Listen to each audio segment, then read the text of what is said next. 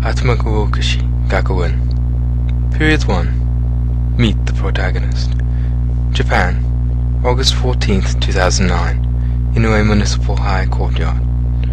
A slight breeze picked up off the coastline, gently ruffling the dark brown hair of a young man as he walks out, with a book bag slung over his shoulder lazily, and his head jarred forward slightly. His skin was tanned from being out in the sun for most of the summer working odd jobs on the beach. Behind his glasses peered two bright green eyes, which seemed to shimmer with the late afternoon sun. He reaches up slowly and feels the chin, his narrow fingers feeling the scar that never healed. As he begins to walk forward, he reaches into his book bag and produces a paper-bound book, its title reading Battle of Four Dragons, the author's name blacked out by permanent ink. He opens to the last page he read.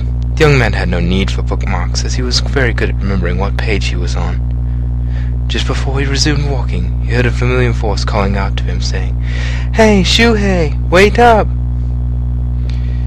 Shouhei turned to see the young woman approach from behind one of the school's decorative pillars. "Oh, hey, Ray," he said with a gentle smile on his face. "Do you want to walk home with me again?" She smiled shyly and nodded, and he returned the nod, and they began their short walk home. "Hey, narrator, you think it's cool if I give my own introduction? You know, seeing as this story's about me." "Hey folks, my name is Shouhei Izumi. I'm a 15-year-old high school student from a tiny little country town here in Japan called Inoue. It's a peaceful place for the most part, but let me tell you it's not perfect. This girl right here, she's Ray Kaze, one of my closest, and at times only, friend. I'm an average student for the most part. I get good grades, and I have never gotten in trouble with the school. And today was my last day here at Inoue Municipal High, and wouldn't you know it, it's also the day my somewhat peaceful life turns into a full-blown what-the-hell moment. But seeing as this is my chance to voice my background, I'll give you the scoop. See, I've lived in this town all my life, and for the most part, it's been okay. But imagine like any other place, here is the same way, too simple, small, quiet town thing which makes you want more from the world. Recently, my dreams are to study abroad, particularly in America. It seems like a fun country, despite all its problems. I guess it's like anywhere else in the world. Around here, I have this strange reputation. The local police just rave about me, because a while back, I helped them take out some local thugs. Nothing big, but it was something to get the force talking about. The young crime fighter. By the way, never call me that. Ever. But you see, around the time, I also was the sort of a dark person who never really had no friends and was really disliked around school. I was bullied for a long time, and during that time, I learned to fight for myself. I guess you would say I was the school emo kid. But that all changed when I met Ray. I can't quite remember how exactly we got to talking, but I remember that we became fast friends and close friends, and she really made high school easier for me. To this day, I can never quite understand why I was so hated. I never did anything bad, never insulted people, bullied others, or even said much, and yet I was marked as a school's must-hit target. After Ray came into my life, however, I stopped wondering, because, it didn't matter. I had a friend who cared, and I cared about her. We generally talked about little things, books, homework, local events, normal stuff. But eventually we started talking about everything, and we started walking home together. Well, back to more current happenings. See, about a month ago, maybe less, but who cares? I received a letter from an American school, one with a Japanese name called Atamagaokashii Gakuen, which translated directly to English means Go Insane Academy, which made me think the letter was a joke of some kind. Well, I'm a curious guy and thought, hey, it might be worth a laugh, and opened it. Reading the letter, though, I found it was serious. Turns out I was invited to this experimental school, some kind of joint learning project funded by the Japanese and the United States government, which raised the question, where did the USA get the funding for this? Joking aside, I called the enclosed number to learn more. I guess they wanted me, because I was, as they put, a special case recipient. I was pretty excited about this and called up Ray to let her know. And wouldn't you know it, she got the same letter. Back to the present, though, I'm starting to get a bit worried. Something about this doesn't sit well with me, and frankly, my gut never is wrong. Still, this is a once-in-a-lifetime opportunity, and one that I get to share with my best friend, but I'm still pretty damn sure that things are never going to be the same. Today I said goodbye to my peaceful, small-town life. Okay, nameless narrator guy, you can resume my story. After walking for about 20 minutes, Ray and Shouhei arrived at Shouhei's front door. Shouhei turned and asked, "So, do you want me to walk you home now?" Suddenly Ray grips her bag, which she had been carrying in her arms, pressing it close to her body.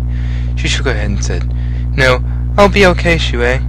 Shouhei could tell something was wrong and asked, You sure it's no big deal, really? I don't have anything else better to do than read anyway.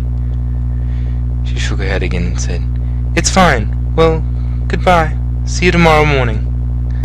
Yeah, but if you run any trouble, you come right back here, he said quietly, watching her for a few seconds as she waved and strolled down the sidewalk. Shouhei opened the front door, removed his school jacket and book bag, set them against the closet door and said, Hey Ma, I'm gonna go walk Ray home, so if I miss dinner, could you just throw it in the fridge? I'll microwave it later. From the kitchen just down the hallway came, Okay, honey, see you later. Before leaving, Shouhei grabbed his zip-up hoodie and put it on with the hood up. He stepped out and closed the door behind as he looked down the street to see Ray still walking about 2 blocks ahead of him. Better not follow too close, he thought. Just as Shouhei began to get closer, less than 50 feet or so, 2 guys stepped out from the shadows of an alleyway Ray walked by, coming up behind her and speeding up to get alongside her. Shouhei slid into the alley they came from, less than 10 feet away. One of the men took hold of her arm, halting her in her tracks, but she shakes off its grip and says nothing. The thug attempts again, but was too slow, and she darted past the 2 men and ran down towards Shouhei's place. Just as they were about to pursue her, a small rock flew from the alley as they passed, hitting one of the thugs in the shoulder. Well, what do you think you are, huh? Shouhei steps out of the alleyway and stands in front of the 2 men, both who were a bit taller and burlier than he was.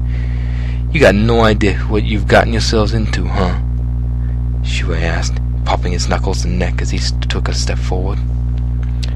Why, you little punk, do you know who we are? We're the NaCIO brothers, and you are about to have a mud hole stomped into your... Before the first thug could finish, he found his jaw on the receiving end of a swift left hook, staggering him back and nearly knocking him on the ground. And just as the second thug was about to throw a punch of his own, Shouhei darted out of his reach and followed up with a powerful right-hand punch into the second thug's temple, sending him spiraling down to the ground in a hard thud. You boys had enough yet? I'm getting hungry and dinner's waiting for me. Why, you smug little... The first thug charged towards Shouhei, hoping to tackle his opponent to the ground, but soon found himself receiving a sharp jab from Shouhei's elbow in the back of his knee, sending the man to hit the ground face first. By this time, the second brother had gotten up and drew out a pocket knife and lunged for Shouhei, but just as quickly as before, Shouhei leapt up and with a swift kick to the second thug's right hand and sent the knife flying to a nearby sewer grate where it fell into the grime. Shouhei followed up with a series of jabs into the thug's ribs, and when his opponent was pinned to the wall, managed to get his hands around the thug's thick neck and began squeezing. I don't plan on killing him, Shouhei thought. Just enough pressure to knock him out. The choking thug gasped for air, flailing his legs as he tried to escape, and managed to score a blow on Shouhei's stomach, releasing the vice-like grip and sending Shouhei staggering back a bit as he tried to catch his breath. Another kick from the thug sent Shouhei down on his back, and just as the follow-up drop kick was coming towards his face, Shouhei took hold of the assailant's foot and twisted the ankle, sending the thug onto the pavement hard. Shouhei's final retaliation came in the form of a swift kick to the downed thug's nose, which clearly broke it and sent blood spattering on the ground. The NaCIO brothers managed to pick each other up and retreated, limping and bleeding on the ground as they drug each other away. Bastards, Shouhei huffed as he wiped some sweat from his brow. When he arrived back at his house, he could see Ray leaning against the front door, her eyes puffy as though she had been crying. As he drew closer, he removed the hood and asked gently, Are you okay? Ray looked up to him, her face filled with worry, and answered, Why did you follow me? I told you not to. Her voice broke, tears beginning to roll down her soul cheek. I had a bad feeling, is all, he replied. Pain seemed to come over her. He noticed as she began to cry heavily. What if you'd ended up like my parents, you idiot? What if that had happened to you? I couldn't... Ray fell to the ground, the pain heavy in her face as she cried, burying her face into a book bag. Shouhei wanted to say, Yeah, like hell I would, in a macho tone, but seeing Ray like that, he couldn't bring himself to say it. He knelt down beside her, wiping some of the tears from her cheek. Ray threw herself into his arms, her face buried against his hoodie as tears flowed from her eyes, and she sobbed. Ray, he began, but as soon as he spoke, she smacked him across the face. Why do you have to be so goddamn reckless? She cried. Don't I don't know what I would